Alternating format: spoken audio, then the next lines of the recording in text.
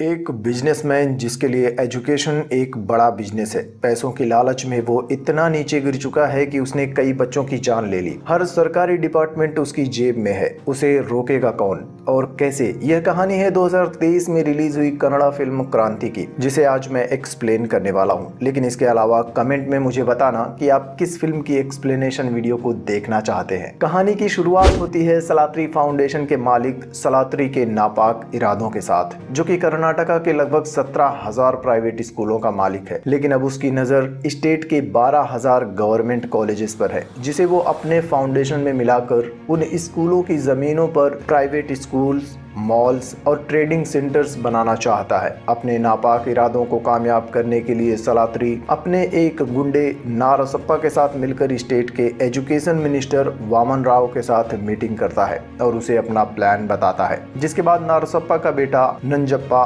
रातों रात लगभग 20 स्कूलों में जाकर वहां की दीवारों में एक क्रैकर केमिकल मिला देता है। अगले दिन जब बच्चे क्लास में पढ़ाई कर रहे होते हैं, उसी समय केमिकल के विस्फोट से स्कूल की बिल्डिंग गिर जाती है और इस हादसे में बहुत सारे बच्चों की मौत हो जाती है। बिल्डिंग गिर जाने की वजह से सरकार उन सभी स्कूलों को बंद कर देती है और उन स्कूलों के टीचर्स को नौकरी से भी निकाल दिया जाता है। वामन राव सलात्री से कहता है कि सिर्फ स्कूलों की बिल्डिंग गिरा देने से स्कूलों को प्राइवेट नहीं किया जा सकता। इसके लिए सभी स्कूलों के स्टूडेंट्स के रिजल्ट्स भी खराब होने चाहिए। सलात्री नारसप्पा को जिम्मेदारी देता है कि इस साल एग्जाम में इनमें से किसी भी स्कूल के स्टूडेंट्स का रिजल्ट अच्छा नहीं होना चाहिए। इसके बाद हम देखते हैं कि बचपन में सदाशिव जिस गवर्नमेंट कॉलेज में पढ़ता था, उसके हेडमास्टर श्रीकांत उससे मिलने के लिए आते हैं, क्योंकि उनके स्कूल को बने 100 साल पूरे हो चुके थे और बिल्डिंग की मरम्मत करना बहुत ज़रूरी था। हेडमास्टर अपने चेले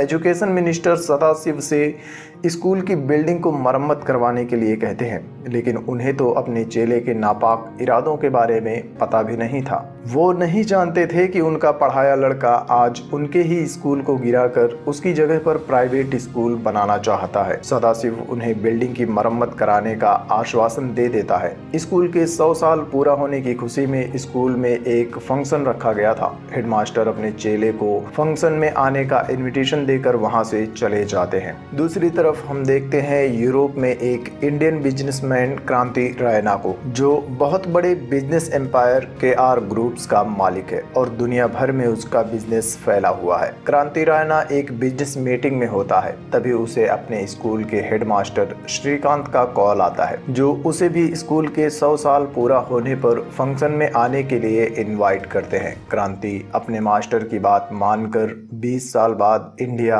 अपने घर आने के लिए तैयार हो जाता है। यहाँ हमें क्रांति की बैक स्टोरी भी दिखाई जाती है। क्रांति बचपन में बहुत शरारती था, जिसकी वजह से उसे सभी स्कूलों से निकाल दिया जाता है। क्रांति के पिता भार्गव रायना उसकी हरकतों से परेशान हो चुके थे और मजबूरी में उसे विद्या मंदिर गवर्नमेंट स्कूल लेकर आते हैं। लेकिन इस स्कूल में हेडमास्टर श्रीकांत की निगरानी में क्रांति बहुत अच्छे से पढ़ाई करता है। स्कूल में उसके कई सारे दोस्त होते हैं और इन्हीं दोस्तों में से एक थी उषा। दोनों एक दूसरे से प्यार भी करते थे। सब कुछ अच्छा चल रहा होता है, लेकिन एग्जाम में इंस्पेक्टर का बेटा पास नहीं हो पाता, जिसके बाद इंस्पेक्टर गुस्से से हेडमास्टर को थाने बुलाकर उसकी इंसल्ट करना शुरू कर देता है। इंस्पेक्टर कहता है कि तुमने मेरे बेटे को ठीक से नहीं पढ़ाया, इसलिए मेरा बेटा पास नहीं हो सका। अपने टीचर की इंसल्ट क्रांति से देखी नहीं जाती, जिसके बाद क्रांति गुस्से में इंस्पेक्टर की पिटाई करना शुरू कर देता है। तभी भार्गव भी पुलिस स्टेशन आ जाता है और किसी तरह से अपने बेटे को छुड़ाकर वापस घर लेकर आ जाता है।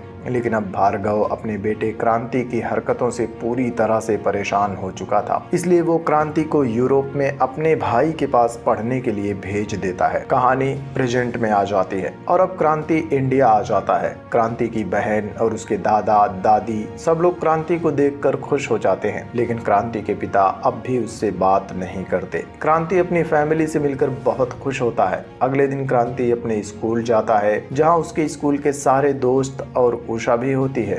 उषा अब उसी स्कूल में पढ़ाती है। क्रांति उन सब के साथ एंजॉय करता है। दूसरी तरफ सलात्री की ऑफिस में सदाशिव उससे कहता है कि विद्या मंदिर गवर्नमेंट स्कूल की 6 बच्चियों ने साइंस प्रोजेक्ट कंपटीशन में 100% स्कोर किया है। कल मैं उन्हें अवार्ड देने के लिए जाऊंगा क्योंकि मैं एजुकेशन मिनिस्टर हूं और ये मेरा काम है। सलात्री उसकी बात से गुस्सा हो जाता है और नारसप्पा से कहता है कि इस पूरे स्टेट में सलात्री फाउंडेशन के कॉलेजेस के अलावा किसी भी कॉलेजेस का स्टूडेंट पास नहीं होना चाहिए। अगले दिन सदाशिव अवार्ड फंक्शन में बैठा हुआ होता है, तभी वहां क्रांति भी आ जाता है। क्रांति 5 बार बेस्ट बिजनेसमैन ऑफ वर्ल्ड का अवार्ड जीत चुका था। क्रांति को देखते ही सब लोग सदाशिव को छोड़कर क्रांति की तरफ मुड़ जाते हैं। इसके बाद सदाशिव उन 6 बच्चियों को अवार्ड देने के लिए स्टेज पर जाता है, लेकिन वो सदाशिव के हाथों से अवार्ड लेने से मना कर देते हैं और क्रांति को स्टेज पर आकर अवार्ड देने के लिए कहती हैं। इधर अवार्ड फंक्शन चल ही रहा होता है, उधर दूसरी तरफ विद्या मंदिर गवर्नमेंट स्कूल में उषा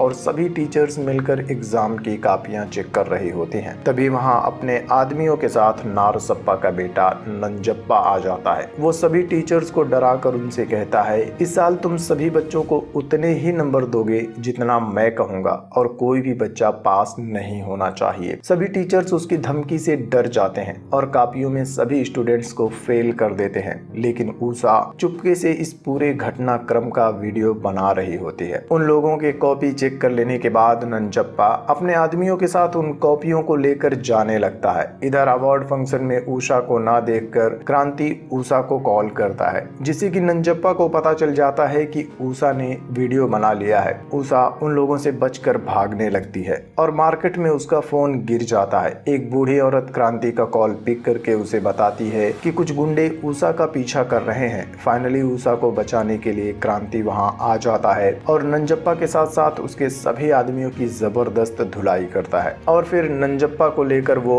नारसप्पा के पास उसके घर जाता है और नारसप्पा को धमकी देकर विद्या मंदिर स्कूल से दूर रहने के लिए कहता है। क्रांति की पिटाई के बाद नंजप्पा कोमा में चला जाता है। अपने बेटे की यह हालत नारसप्पा से देखी नहीं जाती और वो क्रांति से बदला लेने की ठान लेता है। अगले दिन स्कूल में 100 ईयर्स सेलिब्रेशन पार्टी चल रही होती है। क्रांति भी इस फंक्शन को इमोशनली एंजॉय कर रहा होता है। तभी नारसप्पा भी वहां आ जाता है और क्रांति से कहता है कि तूने मेरे बेटे को कोमा में पहुंचाया है, इसलिए कल रात मैंने इन बिल्डिंग की दीवारों में क्रैकर केमिकल मिला दिया था। अब से कुछ ही मिनटों में यह पूरी बिल्डिंग गिर जाएगी। यह कहकर नारसप्पा वहां से चला जाता है और इससे पहले कि क्रांति कुछ कर पाता पूरी बिल्डिंग गिर जाती है।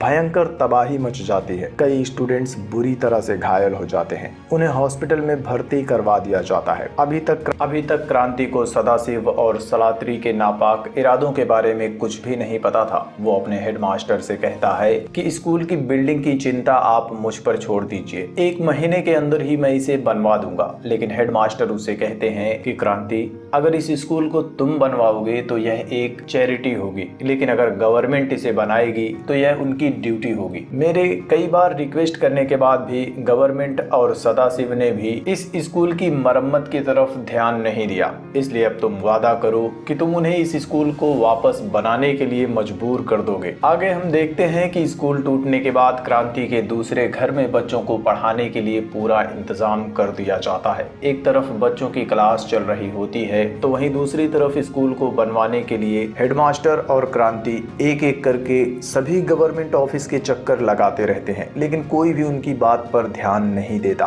क्योंकि सभी को सलात्री फाउंडेशन की तरफ से ऑलरेडी रिश्वत मिल चुकी थी। और इसी दौरान उनकी मुलाकात होती है सदाशिव से, जो मार्केट के बीच टीचर्स कॉलोनी में फ्रूट्स की दुकान चलाता है। सदाशिव उन दोनों को बताता है कि मैं भी कभी टीचर था और टीचर एसोसिएशन का सेक्रेटरी भी था, लेकिन अपने नापाक इरादे के साथ सलात्री ने हमारे स्कूल की बिल्डिंग गिरा दी, जिसमें 17 बच्चों की मौत हो गई। स्कूल के रिजल्ट्स ठीक नहीं है, बिल्डिंग्स कमजोर है, यह बोलकर सदाशिव ने गवर्नमेंट स्कूल को बंद करने का ऑर्डर पास करवा दिया और उन स्कूलों के सभी टीचर्स को नौकरी से निकाल दिया जाता है। मीडिया के सामने सदाशिव कहता है कि उन सभी गवर्नमेंट स्कूल के बच्चों को प्राइवेट स्कूलों में शिफ्ट कर दिया जाएगा और उनकी फीस गवर्नमेंट देगी, लेकिन उन प्राइवेट स्कूलों में गवर्नमेंट कॉलेजेस के बच्चों को पढ़ाई के नाम पर बिना टीचर्स की क्लास में टीवी स्क्रीन पर ऑनलाइन पढ़ने के लिए बैठाया जाता है। पीने के लिए साफ पानी भी नहीं दिया जाता।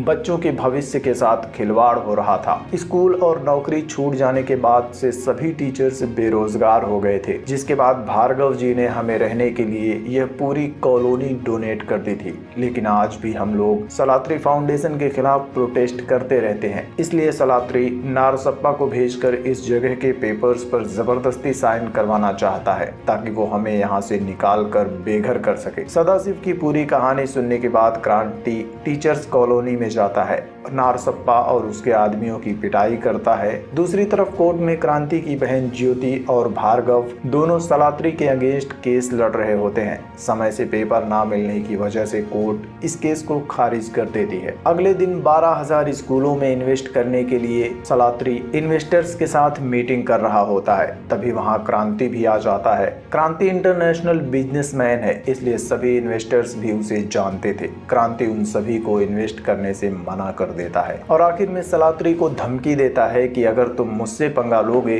तो मैं तुम्हारा ऐसा हाल करूंगा कि तुम्हारे पास अपना कहने के लिए कुछ भी नहीं बचेगा। इसके बाद क्रांति मिनिस्टर वामन राव के घर जाकर उसे भी धमकी देता है, लेकिन सलात्री इतने आसानी से हार मानने वालों में से नहीं था। अगले दिन वो सभी गवर्नमेंट ऑफिसर्स को एक एक करके क्रांति के घर भेजता है। एक ही टाइम पर क्रांति के घर पर इनकम टैक्स की रेड पड़ती है। दूसरी तरफ बिना परमिशन और मान्यता के स्कूल चलाने की वजह से स्कूल को भी बंद कर दिया जाता है। इन सब के साथ साथ राइस मिल पर भी रेड मारकर पुलिस वाले क्रांति के पिता को भी अरेस्ट कर लेते हैं। इन सब के बाद क्रांति अपने पिता को छुड़ाने के लिए पुलिस स्टेशन जाता है, लेकिन उसे पता चलता है कि पुलिस ने उसके पिता को कोर्ट में पेश करने के बजाय सलात्री के हवाले कर दिया है। तभी क्रांति के पास सलात्री का कॉल आता है। सलात्री उससे कहता है कि ये सब मैंने तुम्हें अपनी पावर दिखाने के लिए किया है। मैं तुम्हारे पिताजी को छोड़ रहा हूँ, लेकिन अब तुम मेरे रास्ते से दूर रहो और वापस यूरोप चले जाओ। क्रांति अपने पिता को लेकर चुपचाप घर वापस आ जाता है। क्रांति के पिता ने पिछले 20 सालों से उससे बात नहीं की थी, लेकिन आज घर आने के बाद क्रांति के पिता उससे कहते हैं कि मैंने लोगों से सुना है कि तुम एक अच्छे बिजनेसमैन हो, लेकिन अब मैं तुम्हारे बिजनेस को अपनी आंखों से देखना चाहता हूँ। इस अन्याय को तुम अब खत्म कर दो। अगले दिन क्रांति उन सभी गवर्नमेंट ऑफिसर्स को किडनैप करवा लेता है जो सलात्री फाउंडेशन से रिश्वत लेकर गैर कानूनी कामों में उसका साथ देते थे। क्रांति उन्हें बोरियों में भरकर रिश्वत देता है और उन पैसों के बदले वो सलात्री फाउंडेशन के सभी इलीगल कामों की फाइल्स लाने के लिए कहता है। फाइल देने और रिश्वत लेने के बाद जैसे ही सभी गवर्नमेंट ऑफिसर्स बाहर आते हैं तो बाहर एंटी करप्शन ब्यूरो वाले उन्हें पकड़ लेते हैं। क्रांति की दादी रिटायर्ड जज है, बहन ज्योति भी वकील है। उनकी मदद से क्रांति सलात्री के सभी इलीगल कामों के खिलाफ सलात्री को ढेर सारी नोटिस एक साथ भेज देता है और उसके इलीगल कामों में से एक था जनता चिट फंड। और इस चिट फंड के जरिए लोगों से पैसे वसूल कर उसने एक बहुत बड़े अमाउंट का घोटाला किया था। उसके सभी घोटालों को ध्यान में रखकर कोर्ट सलात्री पर 20,000 करोड़ का जुर्माना लगा देती है और नोटिस में इस जुर्माने को भरने के लिए 1 हफ्ते का टाइम दिया जाता है, जिसके बाद सलात्री की सारी प्रॉपर्टी को नीलाम करने का ऑर्डर दे दिया जाता है। सलात्री के पास कोर्ट से बचने का कोई रास्ता नहीं था, जिसके बाद सदाशिव उससे कहता है कोई बात नहीं, गवर्नमेंट को तुम्हारी सारी प्रॉपर्टी जब्त कर लेने दो और ऑक्शन में जाकर तुम उसे वापस से फिर से खरीद लेना। 1 हफ्ते बाद ऑक्शन के दिन नारसप्पा और उसके आदमी क्रांति को ऑक्शन में पहुंचने से रोकने की कोशिश करते हैं और यहाँ हमें फिल्म की एक जबरदस्त फाइट सीन देखने को मिलती है और फाइनली क्रांति ऑक्शन में पहुंच जाता है। क्रांति को देखने के बाद सलात्री ऑक्शन से खुद ही भाग जाता है, जिसके बाद सलात्री फाउंडेशन की सारी प्रॉपर्टी, जिसमें से उसके 17,000 प्राइवेट स्कूल्स भी शामिल हैं, क्रांति उन सबको खरीद लेता है। हेडमास्टर उषा और बाकी सब बहुत खुश हो जाते हैं कि अब स्टेट में क्रांति की वजह से बच्चों की पढ़ाई सस्ती और अच्छी हो जाएगी। लेकिन अगले ही पल प्रेस कॉन्फ्रेंस में उन्हें झटका लगता है, क्योंकि प्रेस कॉन्फ्रेंस में क्रांति कहता है कि मैंने सारी प्रॉपर्टी बच्चों को पढ़ाने के लिए नहीं खरीदी, मैं इन सभी स्कूल्स को बंद कर दूंगा। यह सुनकर सबके पैरों तले से जमीन निकल जाती है। अगले दिन स्कूल बंद होने की वजह से पूरे स्टेट में तहलका मच जाता है। हर कोई बस क्रांति के खिलाफ प्रदर्शन करने के लिए सड़कों पर उतर आता है। आखिरकार सरकार स्टेट की मुख्यमंत्री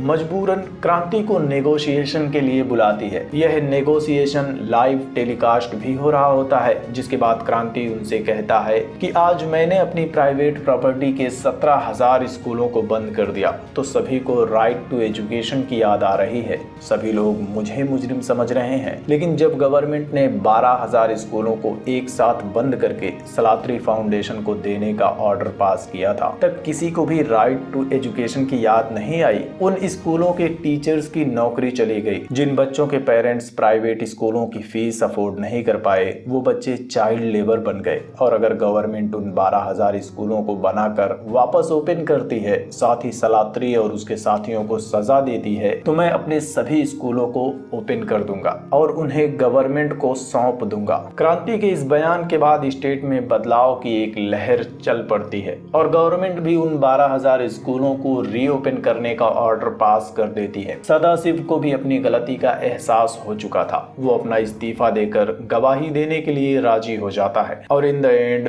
पुलिस वाले भी सलात्री को अरेस्ट कर लेते हैं, जिसके साथ ही यह फिल्म भी खत्म हो जाती है। यह फिल्म आपको अमेज़न प्राइम वीडियो पर देखने के लिए मिल जाएगी। अगर आपने यह फिल्म ऑलरेडी देख ली है तो आपको मेरा एक्सप्लेनेशन कैसा लगा कमेंट में मुझे जरूर बताना। इसके साथ ही वीडियो को भी लाइक करना, शेयर करना और ऐसी ही और भी मूवीज की एक्सप्लेनेशन वीडियोस को देखने के लिए चैनल को भी सब्सक्राइब करके बेल आइकन को प्रेस कर लेना, जिससे कि आपसे मेरी कोई भी नई वीडियो मिस ना हो सके।